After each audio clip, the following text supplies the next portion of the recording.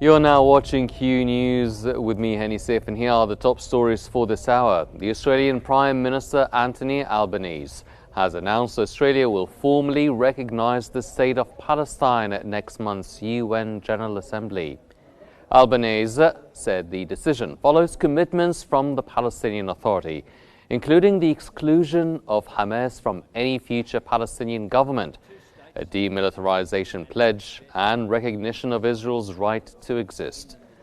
Calling the two-state solution humanity's best hope, Albanese criticized Israel's ongoing settlement expansion and humanitarian blockade in Gaza.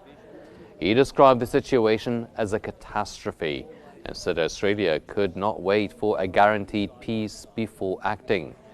The Prime Minister also revealed he told Israeli counterpart Benjamin Netanyahu that a political solution, not a military one, is the only path forward.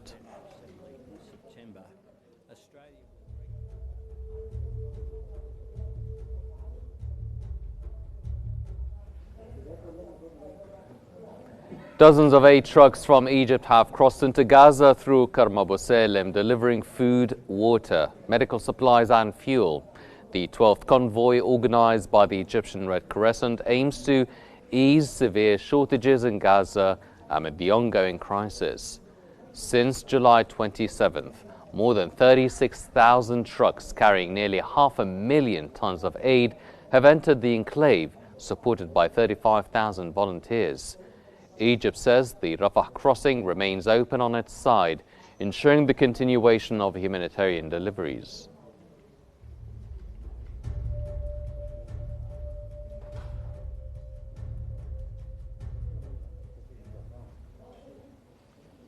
Qatar's Prime Minister and Foreign Minister Sheikh Mohammed bin Abdulrahman bin Jassim Al Thani has condemned Israel for killing journalists working in Gaza. In a social media post, he described the attacks as crimes beyond imagination and criticized the international community for failing to prevent the tragedy. Israel's occupation military targeted an Al Jazeera correspondent with an airstrike on Sunday, killing him, another network journalist, and at least 6 other people, all of whom were sheltering outside the Gaza City hospital complex.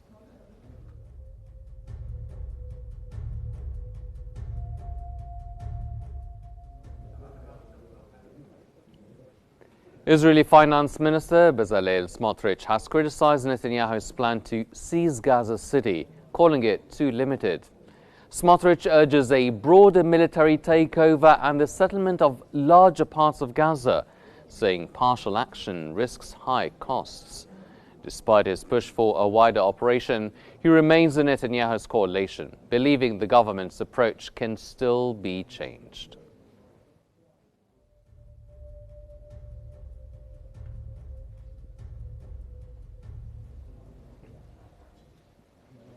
Italy's Defense Minister Guido Crosetto has sharply criticized Israel's government, saying its actions in Gaza are unacceptable and demonstrate it has lost its reason and humanity. Crosetto condemned the military campaign as not a military operation with collateral damage, but the pure denial of the law and the founding values of our civilization. He urged for humanitarian aid and called for measures that would compel Israeli Prime Minister Benjamin Netanyahu to reconsider his approach. On possible sanctions, Crosetto said Israel's occupation of Gaza and serious acts in the West Bank represent a qualitative leap requiring decisive action.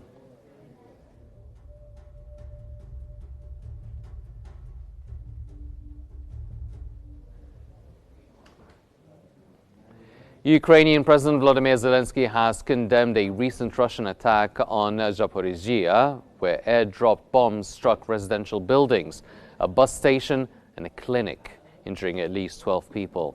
Zelensky called for increased sanctions and international pressure on Russia, emphasizing that without concrete steps towards peace, Russia's economy must be stopped.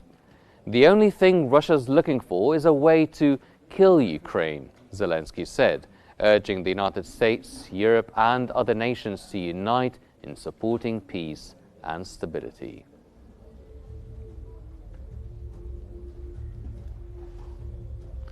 This concludes our top stories for this hour. I'm Henny Safe. Thanks for watching.